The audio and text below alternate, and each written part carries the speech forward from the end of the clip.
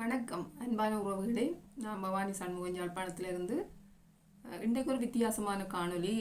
உங்களுக்கு தெரிஞ்சிருக்கும் சில பேருக்கு. நான் முதல் ஆன்மீகமும் சேர்த்து கதைக்கிறேன். அரசியல் கதைக்கிறதுன்றது சரியான குறைவு. தற்போது இருந்த சூழ்நிலையில் கொஞ்சம் கடுமையாக கதைச்சாச்சு. இப்போ அதற்கான வாய்ப்புகள் சூழல்கள் எங்களுக்கு இல்லை. ஏன்னு சொன்னால் நல்ல ஒரு அரசாங்கத்தை அமைச்சு மக்கள் நம்பிக்கையோடு அவையிட்ட அந்த பொறுப்புகளை கொடுத்துருக்கணும். அப்போ எங்களுக்கு கரைக்க வேண்டிய அவசியம் இருக்காதுன்ட்டு நான் நினைக்கிறேன். அந்த வகையில் திரும்ப நாங்கள் இந்த ஆன்மீகத்துக்குள்ளே போகலாம்னு யோசிக்கிறேன். இப்போ நாங்கள் எங்கே தான் சுற்றி போய் வந்தாலும் இறுதியில் மரணம் என்ற ஒன்று எல்லோருக்கும் இருக்குது.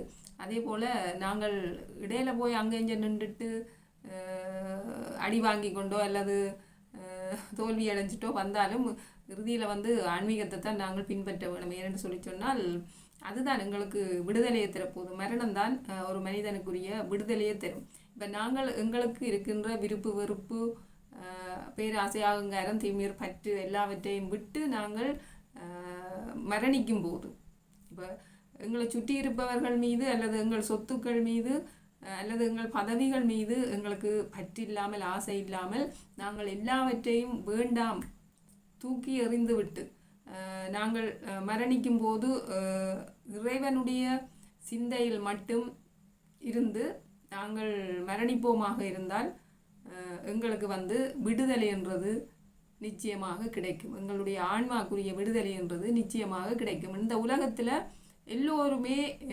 விடுதலைக்காக போராடுறவர்களாக இருக்கிறோம்.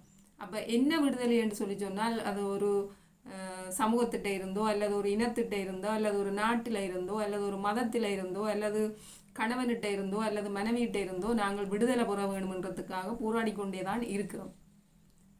அப்போ அந்த விடுதலை எங்களுக்கு கிடைச்ச உடனே எங்களுக்கு நிம்மதி கிடைக்குமா என்று சொல்லி சொன்னால் இல்லை.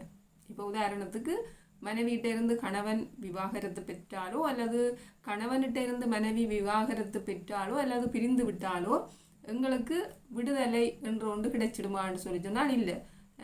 ஏனென்றால் அது மனசை பொறுத்தது. இப்போ நாங்கள் அந்த எங்களுடைய பற்றோ அல்லது விருப்பு வெறுப்பையோ தூக்கி எறிய முடியாமல் நிறைய பேர் தவிச்சு கொண்டிருப்போம். இப்போ எங்களுக்கு பாசம் மட்டும் நினைவில் இருக்கிறது மட்டும் இல்லை, துரோகம்தான் கூட நினைவில் இருக்குது. யார் யார் எங்களுக்கு எல்லாம் துரோகம் செய்தார்களோ அவர்களுடைய எண்ணங்களும் அவர்களுடைய முகமும் அவர்களுடைய பேரும் தான் எங்களுக்கு ஞாபகத்தில் கொண்டிருக்கும். இப்போ நல்லது செய்தவையை கூட நாங்கள் வெகு விரைவில் மறந்துடுவோம். ஆனால் துரோகம் செய்தவை எங்களுக்கு சவால் விட்டவைகள் எங்களுக்கு போட்டியாக வந்தவைகள் எங்களுக்கு முதுகுல குத்தினவைகள் யாரையும் நாங்கள் யாரும் மறப்பதில்லை. அப்போ அதனால் எங்களுக்கு ஒரு மனிதர்கள்கிட்ட இருந்தோ அல்லது ஒரு நாட்டுகிட்ட இருந்தோ அல்லது ஒரு இனத்திட்ட இருந்தோ கிடைக்கிற விடுதலைன்றதுக்கு எங்களுக்கு ஒரு ஆன்மாக்குரிய விடுதலை அல்ல. அப்போ ஆன்மாக்குரிய விடுதலையை நாங்கள் அடையும் போது தான் நாங்கள் இந்த புறவி பெருங்கடலை சென்றடைய முடியும். நாங்கள் திரும்ப திரும்ப பிறந்து இந்த துன்பக் கடலில் மூழ்கி மனிதர்கள் மீது பற்று வைத்து அவர்களுடைய உடலில் மீது விருப்பம் வைத்து அவர்களுடைய உடலில் மீது ஆசை வைத்து நல்ல அழகாக இருக்கிறார் என்று சொல்லி எல்லாம் நாங்கள் ஆசைகளையும் மோகங்களையும் வைத்து இந்த கவர்ச்சிகள் மீது சிக்குண்டு இருந்தால் எங்களுக்கு விடுதலை என்றது கிடையாது. அப்போ நாங்கள் திரும்ப திரும்ப அந்த ஆசைகளை நிறைவேற்றிக் கொள்வதற்காக எங்களுடைய ஆன்மா திரும்ப திரும்ப புறப்படுத்து நாங்கள் மீண்டும் மீண்டும் துன்பத்திலேயே மூழ்கி இருப்போம்.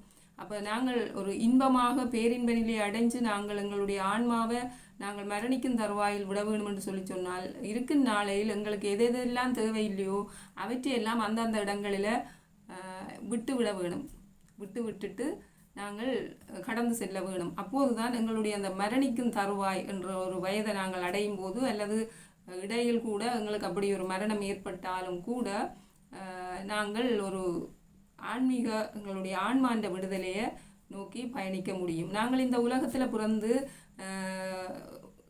வளர்ந்து படித்து வேலை பார்த்து திருமணம் முடித்து குழந்தைகளை பெற்று பிறகு குழந்தைகளுக்கு திருமணம் முடித்து பிறகு அவர்கள் பெற்ற பிள்ளைகள் பேர பிள்ளைகளை பார்த்து திரும்ப அவர்களுக்கு நல்லது கெட்டதெல்லாம் பார்க்கறது மட்டும் எங்களுடைய வாழ்க்கை அல்ல. எங்களுடைய வாழ்க்கை எங்களுடைய பிறப்பின் லட்சியம் என்றது நாங்கள் இறைவனை எங்களுடைய ஆன்மாவை இறைவனை நோக்கி இட்டு சென்று நாங்கள் எங்களுக்குரிய அந்த விடுதலையை எங்களுடைய ஆன்மாக்குரிய விடுதலையை நாங்கள் பெற்றுக்கொள்வதற்கு பலர் தவறி இருக்கிறோம். அதுவும் இன்றைய காலகட்டத்தில் உண்மையின்படி வாழ்கிறவர்கள் மிக சொற்பமான மனிதர்களாக இருக்கிறார்கள். 99.99% மனிதர்கள் பொய்யுக்காக கவர்ச்சியின் பின்னால் இந்த சாத்தானின் வழிகாட்டலில் சாத்தான் எதை கெட்டதெல்லாத்தையும் நல்லதென்று சொல்லி மக்களை ஏமாற்றி தனக்கு பின்னால் இழுத்துக்கொண்டு போகிறது எங்களால் பார்க்கக்கூடியதாக இருக்கிறது. அப்போ இந்த ஒரு வீதமான மனிதர்களை பார்க்கக்குள்ள அந்த 99.99% மனிதர்களுக்கு ஒரு கேவலமான மனிதர்களாக தெரியுது. அப்போ அந்த சமூகத்தில் தான் அந்த ஒரு வீதமான மனிதர்கள் வாழும்போது நிறைய அவமானங்களையும் அவப்பெயர்களையும் துன்பங்களையும் துயரங்களையும் அனுபவிக்க வேண்டிய ஒரு நிலையில் இன்றைக்கு அந்த ஒரு வீதமான மனிதர்கள் இருக்கினோம்.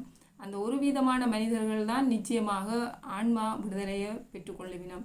மற்றவை எல்லோருமே மீண்டும் மீண்டும் துன்பக்கடலில் மூழ்கி இந்த புறவி பெருங்கடலை நீந்தி அடைய செல்ல வழி தெரியாமல் அலைந்துலைந்து திரிகிற ஆன்மாக்களாக இருப்பினம் என்பதனை கூறி மீண்டும் அடுத்த காணொளி நாளை அல்லது நாளை மறுதினம் சந்திக்கும் வரை நன்றி, வணக்கம்.